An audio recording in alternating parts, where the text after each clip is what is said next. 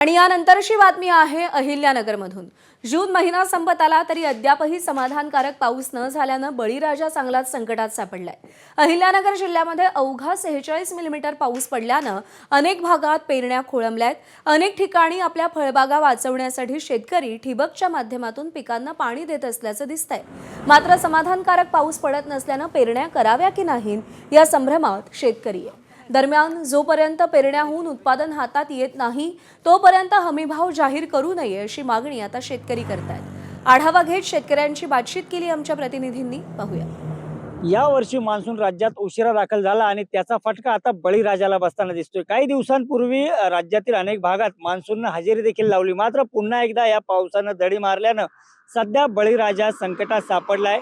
जी पेरणी आहे ती कशी करावी आणि कधी करावी हे सगळे प्रश्न सध्या बळीराजा समोर आहेत। साधारणतः सोयाबीनची पेरणी ही 15 जून पर्यंत व्हायला पाहिजे होती।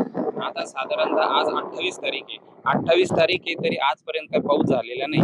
सोयाबीनची पेरणी साधारणतः ही जून महिन्यापर्यंत व्हायला पाहिजे। आज पाऊस न झाल्यामुळे सोयाबीनचं जर पाऊस झाल्यानंतर सोयाबीनची पेरणी जर उशिरा झाली तर उत्पादन क्षेत्रामध्ये उत्पादनामध्ये घट होती। एबीपी माझा, उघडा डोळे बघा नीट।